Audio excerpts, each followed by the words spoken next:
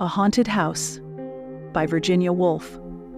Whatever hour you woke, there was a door shutting. From room to room they went, hand in hand, lifting here, opening there, making sure. A ghostly couple. Here we left it, she said, and he added, oh, but here too. It's upstairs, she murmured, and in the garden, he whispered.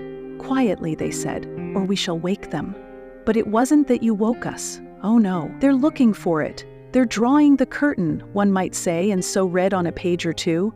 Now they've found it, one would be certain, stopping the pencil on the margin, and then, tired of reading, one might rise and see for oneself, the house all empty, the doors standing open, only the wood pigeons bubbling with content and the hum of the threshing machine sounding from the farm. What did I come in here for? What did I want to find? My hands were empty. Perhaps it's upstairs then. The apples were in the loft, and so, down again. The garden still as ever, only the book had slipped into the grass. But they had found it in the drawing room. Not that one could ever see them. The window panes reflected apples, reflected roses. All the leaves were green in the glass. If they moved in the drawing room, the apple only turned its yellow side. Yet, the moment after, if the door was opened, spread about the floor, hung upon the walls, pendant from the ceiling, what? My hands were empty. The shadow of a thrush crossed the carpet. From the deepest wells of silence, the wood pigeon drew its bubble of sound. Safe, safe, safe, the pulse of the house beat softly. The treasure buried, the room. The pulse stopped short. Oh, was that the buried treasure? A moment later, the light had faded. Out in the garden, then? But the trees spun darkness for a wandering beam of sun. So fine, so rare, coolly sunk beneath the surface.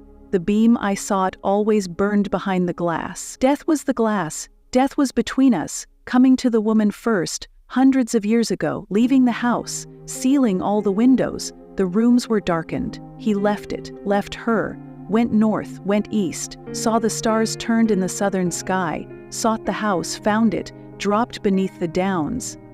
Safe, safe, safe. The pulse of the house beat gladly. The treasure yours. The wind roars up the avenue. Trees stoop and bend this way and that. Moonbeams splash and spill wildly in the rain. But the beam of the lamp falls straight from the window. The candle burns stiff and still. Wandering through the house, opening the windows, whispering not to wake us, the ghostly couple seek their joy. Here we slept, she says, and he adds, kisses without number. Waking in the morning, silver between the trees, upstairs, in the garden. When summer came, in winter snow time, the doors go shutting far in the distance, gently knocking like the pulse of a heart.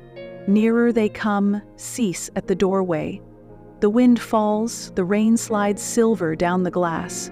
Our eyes darken, we hear no steps beside us. We see no lady spread her ghostly cloak. His hands shield the lantern. Look, he breathes. Sound asleep, love upon their lips. Stooping, holding their silver lamp above us. Long they look and deeply, long they pause. The wind drives straightly, the flame stoops slightly. Wild beams of moonlight cross both floor and wall and meeting, stain the faces bent. The faces pondering, the faces that search the sleepers and seek their hidden joy.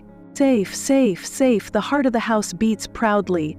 Long years, he sighs. Again you found me. Here, she murmurs, sleeping, in the garden reading, laughing, rolling apples in the loft. Here we left our treasure. Stooping, their light lifts the lids upon my eyes. Safe, safe, safe. The pulse of the house beats wildly. Waking, I cry, oh, is this your buried treasure? The light in the heart.